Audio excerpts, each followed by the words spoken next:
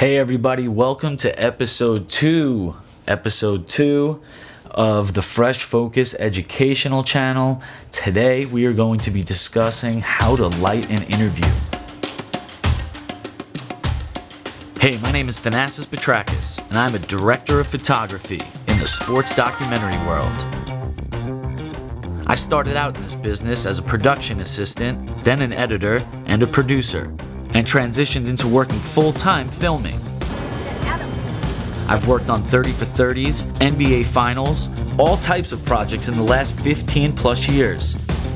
This educational content is designed to give back knowledge and help people on a similar journey. It's not going to be camera jargon and technical terms. It's practical information that will help you learn how to work in this field.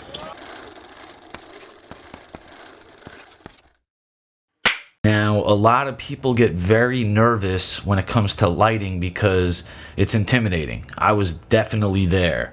I filmed for probably years before I lit interviews, or at least lit them confidently. So I totally understand where people are coming from in that. The bottom line is you have to do it. You have to experience it to learn and get better. But it's also pretty simple too. So you could get away with pretty much putting up one light for every interview and it could look great. This interview is exactly that. It's one light, that key light, and I'm putting that key light coming from the side where I'm going to have the subject, me, talking to my producer. Now, there is no producer because we're on a Fresh Focus budget, and that's zero right now. But the point is that you want to have the framing so that there's a talking space to this side of the frame. Now, that's just kind of standard. Now, there's no rules to this, but when someone hires you to film and they want to interview, they're going to want that look. That's just the look. You could watch any documentary, 30 for 30, whatever it is, that's the look. Is there, whatever their talking space is coming from, there's going to be a key light. And what you're looking for in your key light is to get it naturally lit. You know, you don't want this over blaring like studio light where they totally could tell that they're sitting in that. You want it to be kind of natural. Like if you're in this big room, right now we're in a very small room, but if you're in this big room, you almost want it to feel like the window is lighting the whole thing or something like that. Like the practical light in there is giving you just enough light to give them this look. But the look that you're going for is to get this side of the face lit up on the side of the talking space, right? This side of the face, and you want the light to start dropping off after kind of the nose and just catching this second eye here. So if I'm looking here, it should be just catching here. But that's basically what the setup is. Now, the more dramatic you want the interview to look, the more that light has to come from over here. Now imagine if you put it on 90 degrees, just this side of my face is going to be lit up. And that would be a very dramatic lit thing, like a detective interrogating somebody, like very dramatic. Now if it's going to be more of a happy interview, the more the light should come from the center, because it's going to there's not going to be much contrast. It's going to be like beauty lighting. It's going to light up the whole face. Now with documentaries, you're usually doing 50-50. You're coming from that like 45-degree angle and you're getting this. But even if you're even when you check out movies, just when you're watching TV, watching an interview lit, or even just watching a scene in Game of Thrones, whatever the movie may be, when people are lit, they're lit from a key light, and it's just touching this second eye here. And then there's a contrast. It's like a soft lighting, and it just looks good. That's why people do it. Now, there's been shows, you could always break the rules.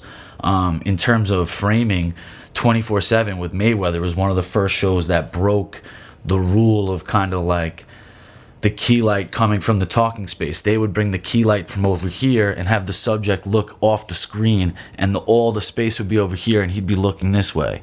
And that was kind of breaking the rules, but they were the best show on TV, so that is what it is.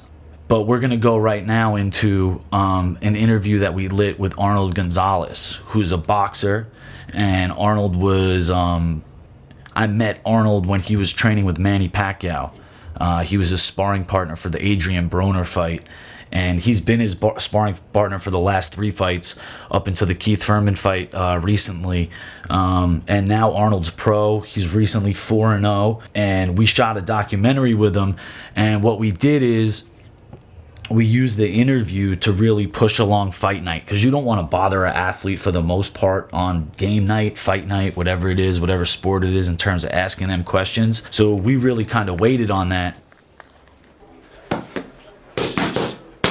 And Marco Luongo, he was the one that followed Arnold around fight night in Brooklyn.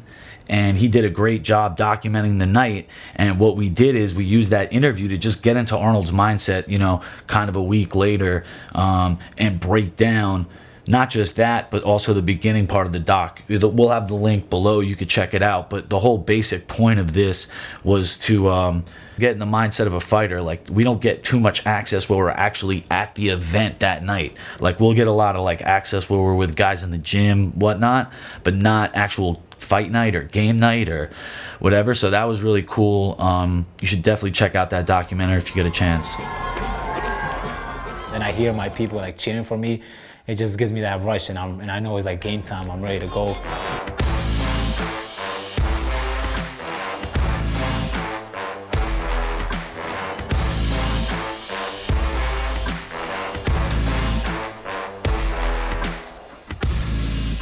All right, what's up, everybody? Thanks for watching Fresh Focus educational content. We are here with my man Arnold Gonzalez, professional boxer, and we're gonna show you a little BTS on how we set up this interview. First, so we put him close to this wall because you want to have as much space as possible in the back. The room had daylight coming in, so we just set the lights to 5500. And what we're trying to do on Arnold is he's going to be talking to our producer right here. So we want to set up the key light to the side that he's talking to the producer on.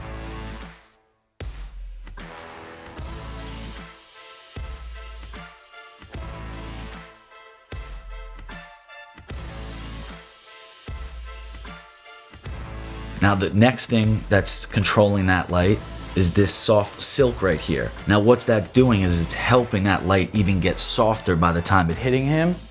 So this is their key light, and we're trying to light him from here over, and then it's just gonna kind of fade off. So what we do is we have our key light, angle it on a 45-degree angle. The more you come this way, the more dramatic it will be. The more you go straight on, the less dramatic it will be. So we're kind of like right in the middle. Then we put up this black here. It's our negative to block any light hitting him, because we want to have a contrast. So we want him darker on this side and lit on this side. And you see it will kind of stop on his nose.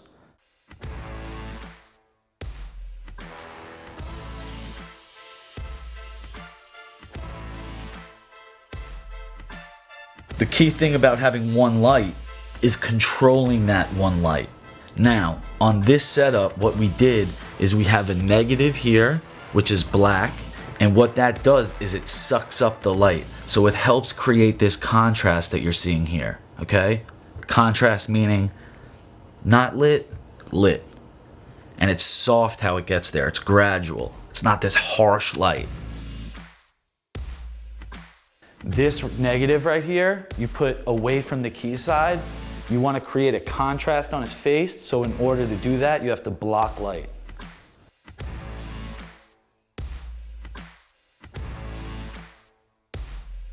We don't have any lights in the back. We're just using that window as the light that's coming in. And then the other thing I did is I'm using this computer as basically lighting up the background.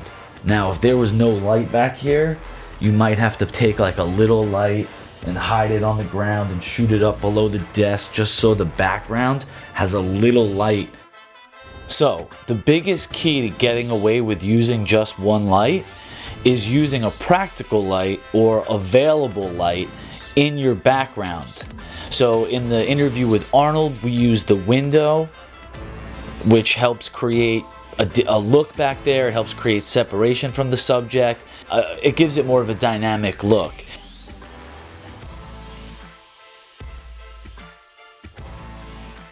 if you're gonna do a 2-camera setup, you don't wanna cross the cameras. You don't wanna have the producer here and the camera on the other side. You want them both on this side. So the second angle is gonna come from the negative side. And you'll see when we put it on what the angle is gonna look like. For this angle, we put an 85 prime and we got right up into his face. And then our main shot is just more of a standard interview look of the room. But again, we're going for as much depth as possible, whatever the room will allow. One really important thing when shooting interviews is having your f-stop low, or any way that you could create a shallow depth of field. A shallow depth of field is what the computer right behind me is out of focus. That's a shallow depth of field. It's only a couple of feet away and it's completely out of focus. That's because we're shooting with an f-stop of a 1.4 on this interview. If you need a little more info on that, check out our first episode where we go more into that, but that's very important when you're shooting interviews. Again, any questions, hit us in the comments. Thanks again for watching episode 2. Let us know what topics we should hit in the next coming episodes. Thanks again.